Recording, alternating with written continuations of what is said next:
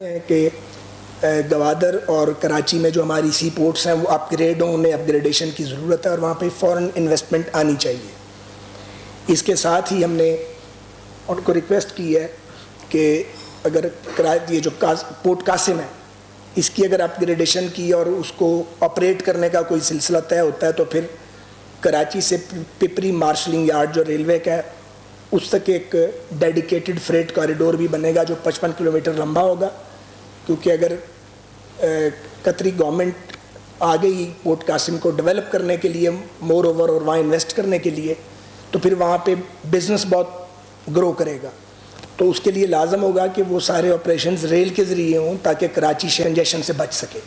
اس کا پاکستان ریلویز کو بھی بہت فائدہ ہوگا۔ اس وقت جو پپری کا مارشلنگ یارڈ ہے وہ آپ کو بہت سو کو پتہ ہوگا وہاں جنک یارڈ بنا ہوا ہے، کوئی کام ہی نہیں ہو رہا۔ اس کے علاوہ قطر انویسٹمنٹ کی جو دلچسپی تھی وہ ایئرپورٹس میں بھی تھی۔ ہم بھی چاہتے ہیں کہ ہمارے ایئرپورٹس اپ گریڈ ہو، لیکن میں آپ کو بتانا چاہتا ہوں کہ 42 ایئرپورٹس ہیں پاکستان میں، جن میں سے 11 ایئرپورٹس تو کلوز ہیں اور 5 ایئرپورٹ ایسے ہیں جو سیمی فنکشنل ہیں، اور جو فلی فنکشنل ایئرپورٹس ہیں وہ مجھے آپ کو بتانے کی ضرورت نہیں ہے کہ وہاں پہ کیا حالات ہیں۔ یہ جو آپ کا اسلام آباد ایئرپورٹ ہے یہ ہاف کیپیسٹی پہ چل رہا ہے، 10 ملین کی اس کی کیپیسٹی کے لیے یہ اس وقت ڈیزائنڈ اور 52 لاکھ مسافر ہیں، حالانکہ یہ 2 کروڑ سے زیادہ کی کیپیسٹی پہ چل سکتا ہے لیکن اس کے لیے انویسٹمنٹ چاہیے۔ اسی طرح جو آپ کا کراچی کا ایئرپورٹ ہے وہاں پہ گو کے کارگو آپریشنز چل رہے ہیں، لیکن وہاں پہ ایک نئے کارگو ٹرمینل کے لیے جگہ مدت سے پڑی ہے اور ہم نے کچھ بھی نہیں کیا وہاں پہ۔ تو یہ جو ہمارے ایئرپورٹس ہیں کیا انہیں جدید ایئرپورٹ نہیں بننا چاہیے؟ کہ کیا یہاں پاکستانیوں کو دنیا کی جدید ترین سہولتیں نہیں ملنی چاہیے؟ نہ کسی نے کسی ایئرپورٹ کے کسی شیئر کو فروخت کرنے کی بات کی ہے، نہ کوئی اس طرح کی آفر کی گئی ہے، نہ اس پہ کوئی گفتگو ہوئی ہے۔ یہاں پہ ایک پروپیگنڈا کیمپین چلا دی گئی صرف اس کے دوحہ کے قطر کے دورے کو ناکام کرنے کے لیے۔ تو اگر آپ اس طرح کریں گے اور فورن ڈائریکٹ انویسٹمنٹ کو روکیں گے تو کیا یہ ملک کی خدمت ہے؟ مجھے بتائیے۔ اگر یہ سیلاب نہ ہوتا تو میں اس کا آج بہت منہ توڑ جواب دیتا۔ سیلاب کی وجہ سے میں اس کو ذرا محدود رکھوں گا اور اصل بات آگے آئے گی۔ تو یہ بات نوٹ کر لینی چاہیے کہ نہ پی آئی اے زیر بحث آیا قطر میں، جس کو انہوں نے بیچ دیا ہے دوسری پارٹی نے کہ جی بیچ کے آ گئے ہیں۔ ایئرپورٹس کو بیچا بالکل بھی نہیں جا رہا، کوئی قوم اپنے ایئرپورٹس نہیں بیچتی، لیکن جو دنیا میں پاپولر ماڈل ہے وہ یہ ہم اڈاپٹ کریں گے کہ 25 یا 30 سال کے لیے ان کو آؤٹ سورس کیا جاتا ہے، ان کو کمرشلائزیشن، اپ گریڈیشن، ریہیبلیٹیشن۔ کراچی ایئرپورٹ کو بڑی ہیوج انویسٹمنٹ چاہیے۔ کراچی ایئرپورٹ تقریباً اپنی کیپیسٹی پہ چل رہا ہے، 7 ملین کے لیے وہ ڈیزائنڈ ہے اور 68 لاکھ لوگ وہاں پہ جو ہیں وہ پر ایئر آ رہے ہیں۔ تو کراچی ہمارا کاسموپولیٹن سٹی ہے، اس کو اس سے بہت بڑا ایئرپورٹ اور جدید ایئرپورٹ چاہیے۔ تو اگر فورن انویسٹمنٹ آتی ہے اور 25-30 سال کے آپریشنز کے بعد وہ پاکستان کی پراپرٹی ہے، اس کو رہتی ہے پاکستان کے پاس، تو یا اس میں کوئی برائی ہے؟ ساری دنیا کے ایئرپورٹ اس طرح چلتے ہیں۔ آپ استنبول کا ایئرپورٹ دیکھیں، آپ انڈیا کے ایئرپورٹس دیکھیں۔ ہم نے جانے سے پہلے کم از کم دنیا کے 20-22 جو بڑے ایئرپورٹس تھے ان کو ایویلیویٹ کیا، اور جو ان کا ماڈل ہے وہی ماڈل ہم اڈاپٹ کر رہے ہیں۔ تو 100% ملکیت حکومت پاکستان کے پاس رہے گی، کوئی بیچنے والا کوئی بات کی ہی نہیں گئی۔ یہاں پہ ایک تمار اور طوفان کھڑا کیا گیا، اتنی بڑی آفت آ گئی ہے قوم پہ جس کی طرف اب میں آنے لگا ہوں، مگر اس آفت کا خیال نہیں ہے۔ خیال یہ ہے کہ مقدمے کرو، لوگوں کو پکڑو، جیلوں میں ڈال دو، پولیٹیکل ورکرز کو رگڑو، اور یہ جو اگر فورن ڈائریکٹ انویسٹمنٹ آنے ہی لگی ہے یا 1 لاکھ پاکستانیوں کی جاب اپرچونٹی آ رہی ہے اس کو ڈیمیج کر دو، سیبوٹاج کر دو۔ ظاہر ہے جو لوگ انویسٹ کرنا چاہتے ہیں اگر آپ ان کو بدنام کریں گے، کنٹروورشل کریں گے، تو پاکستان کے علاوہ اور کتنی جگہیں ہیں دنیا میں جہاں اگلے انویسٹمنٹ کر سکتے ہیں؟ پوری دنیا میں قطر نے انویسٹمنٹ کی ہوئی ہے۔ تو اگر آپ تعریف نہیں کر سکتے تو زبان ہی بند رکھ لیں، آپ اپنی چونچ ہی بند رکھیں، پھر جھوٹ بولنا کہ جی پی آئی اے بیچ آئے ہیں۔ پی آئی اے تو بحث میں زیر بحث آئی ہی نہیں۔ پی آئی اے تو ایک اتنا بڑا مسئلہ ہے کہ اس کو تو ریزالو کرتے کرتے شاید کچھ وقت لگے گا۔ اور اسی طرح روزاویلٹ ہوٹل کا کیا گیا جی وہ بیچ آئے ہیں، وہ زیر بحث ہی نہیں آیا۔ معلوم ہی نہیں ہے جو لوگ یہ بات کر رہے ہیں کہ ان کے مسائل کیا ہیں، ہم کہاں پھنسے ہوئے ہیں، کس مصیبت کا شکار ہیں ہم، اور کس مصیبت میں آپ چھوڑ گئے ہیں۔ تو اس طرف آپ آتے نہیں ہیں اور آپ صرف الزام لگاتے ہیں۔ شرمناک ہے. خاص طور پہ میں نام لے کے کہتا ہوں شوکت ترین صاحب کو خیال کرنا چاہیے تھا, حیا کرنی چاہیے تھی. وہ ایک پروفیشنل آدمی ہے, میں نے سنا انہوں نے بھی یہ گفتگو کی ہے. باقی تو یہ چاند ماری کرتے رہتے ہیں. بس سنجیدہ لوگوں کو تو ایوائڈ کرنا چاہیے اس طرح کی باتوں سے. فلاں چیز بیچ دی, کچھ بیچ کے نہیں آیا الحمدللہ. فورن ڈائریکٹ انویسٹمنٹ کا بندوبست کیا ہے, انڈرسٹینڈنگ ہوئی ہے, ابھی ٹائم لگے گا, ظاہر ہے کوشش کریں گے. تو اگر پاکستانیوں کو جاب ملتی ہے باہر, اگر یہاں پاکستان میں انویسٹمنٹ آتی ہے تو اس پہ تو خوش ہونا چاہیے. تو یہ تو تھا ایک دورہ قطر کے حوالے سے جو میں چاہ رہا تھا کہ میں آپ کے آگے بات رکھوں. جو اس وقت ابھی میں وزارت ریلوے سے آیا ہوں, ہم نے بڑا میراتھن سیشن کیا ہے railway headquarter, divisional headquarters اور منسٹری نے. تو میں ویسے آپ کو بتانا چاہ رہا ہوں کہ اس وقت ملک بھر میں میٹ آفس کے مطابق معمول سے 212% زیادہ بارشیں ہوئی ہیں. سندھ میں معمول سے 524% زیادہ بارشیں ہوئی ہیں. بلوچستان میں معمول سے 480% زیادہ بارشیں ہوئی ہیں. کے پی میں اب تک معمول سے 41% زیادہ بارشیں ہوئی ہیں.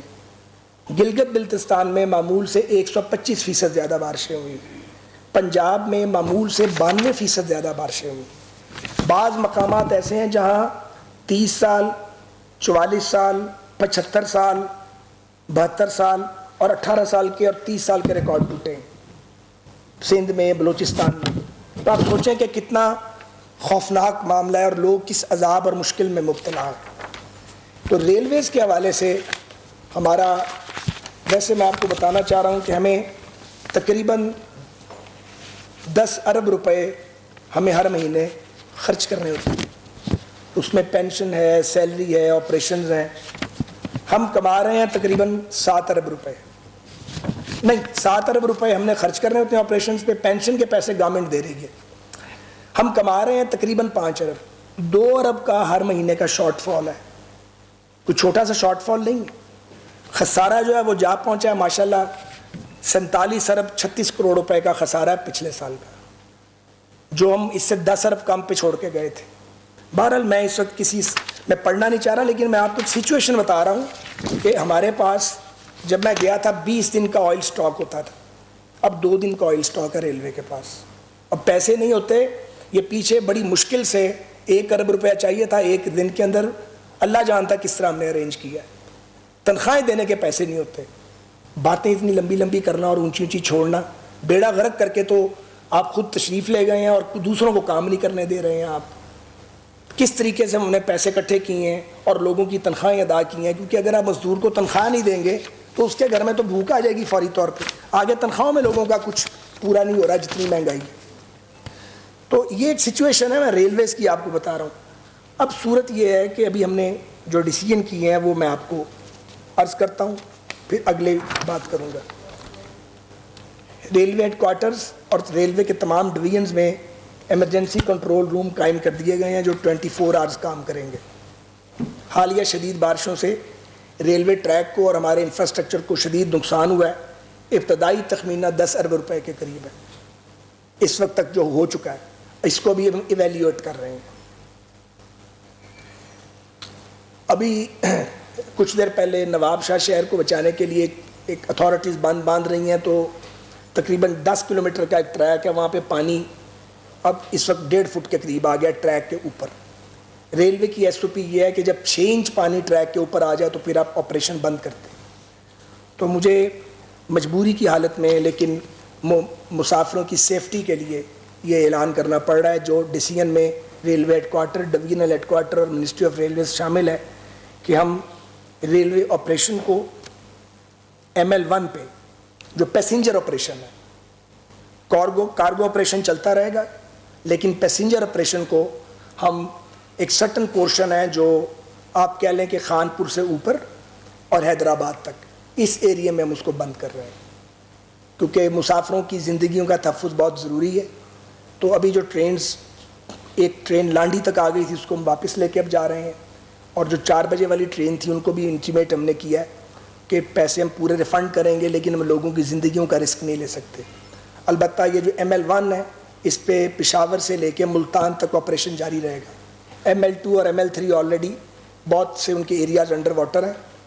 ML3 پہ ایک بڑا برج ٹوٹ چکا ہے اور وہ برج جو ہے وہ بڑا مضبوط برج تھا, گو کہ بہت پرانا تھا لیکن وہ بالکل فٹ برج تھا, لیکن اتنا شدید طوفان آیا کہ اس سے وہ گر گیا ہے. اس کے لیے ہم نے NLC سے بات کی اور ہنگامی بنیادوں پر ہم اس کو بنائیں گے, لیکن آبویسلی فلڈڈ سچویشن میں آپ برج تعمیر نہیں کر سکتے. تو جو زحمت ہوگی اس سے مسافروں کو, اس کے لیے ہم معافی چاہتے ہیں, معذرت خواہ ہیں, لیکن ان کی زندگیاں امپورٹنٹ ہیں. خدا نخواستہ کہیں ٹرین اگر ہو جاتی ہے, ٹریک سے نیچے اتر جاتی ہے, تو ریلیف آپریشن کرنے کے لیے تو پھر کشتیاں لانی پڑیں گی. تو بہتر یہ تھا کہ اس کو ہم وقتی طور پہ جو پیسنجر آپریشن ہے اس کو ہم سسپینڈ کریں سرٹن پارٹ جو سندھ کا ہے. تو پھر یہ ہوگا کہ کراچی سے لاہور اور لاہور سے کراچی جانے والی ٹرینیں اب اس روٹ پہ نہیں جا سکیں گی. پشاور سے لے کے تو ملتان تک ٹریفک جاری رہے گا, اسی سے کراچی, حیدرآباد, میرپور خاص بھی آپریشن جاری رہے گا. تو یہ ایک ڈیسیجن ہمیں مجبوراً کرنا پڑا. اس کے علاوہ یہ فیصلہ ہوا کہ جتنے میجر بریجز ہیں ریلوے سسٹم پہ وہ اگلے 72 گھنٹے میں ہم ان کو دوبارہ ریوزٹ کر رہی ہیں ہماری ٹیمیں, اور ہم بالکل لینتھ تک جا کے دیکھیں گے کہ وہ ان کی پوزیشن کیا ہے. فلڈڈ سچویشن میں ہم کوئی رسک لینے کے لیے تیار نہیں ہیں. البتہ ریلویز کل رات تک یہ فیصلہ کرے گا کہ جو روٹ بند تھے اور جن پہ عرصے سے ٹرین نہیں چل رہی تھی, مسافروں کی سہولت کے لیے کیا ہم وہاں پہ شٹل ٹرینز چلا سکتے ہیں جہاں سیلاب نے ہٹ نہیں کیا ہمارے ٹریک کو. اس کا ہم کل تک انشاءاللہ تعالی فیصلہ کر لیں گے. تو یہ تو ریلویز کی بات تھی. اب جو بنیادی بات مجھے کرنی ہے وہ یہ کرنی ہے کہ اس سے بڑی آفت شاید ہی آئی ہوگی. ایک تو ہمیں پہلے اللہ تعالیٰ سے اجتماعی طور پہ استغفار کرنی چاہیے. بہت بڑی یہ ایک تباہی آئی ہے, اربوں ڈالر کا انفراسٹرکچر پاکستان میں تباہ ہو کے رہ گیا ہے.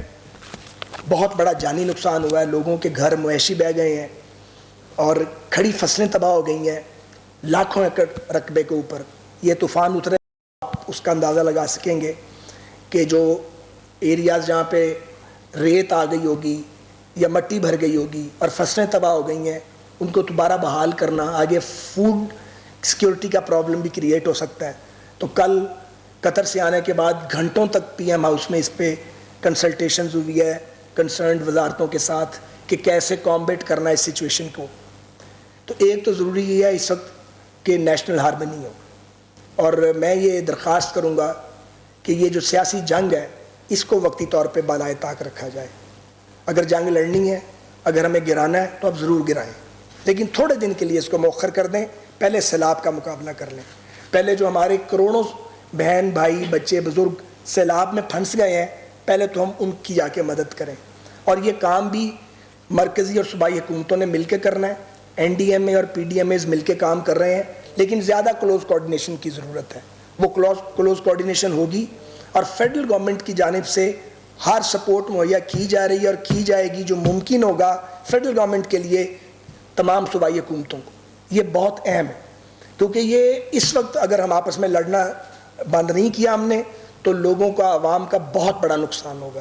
ہم سب مل بھی جائیں تو شاید اس نقصان کا ازالہ نہیں کر سکتے, لیکن لوگوں کو ان کے بیچ میں جا کے ان کی مشکلات کا ازالہ کرنا اور جو ہو سکتا ہے وہ تو کریں, وہ بہت ضروری ہے. اس کے لیے ملک میں ایک ماحول بنانا بہت ضروری ہے.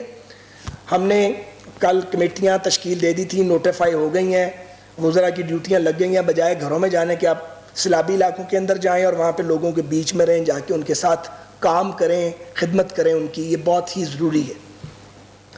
تو کہنا یہ چاہ رہا ہوں میں اس وقت کہ جو اتنا بڑا ایک مشکل مرحلہ آ گیا ہے, لوگ جو ہیں ان کی ہر چیز لٹ گئی ہے.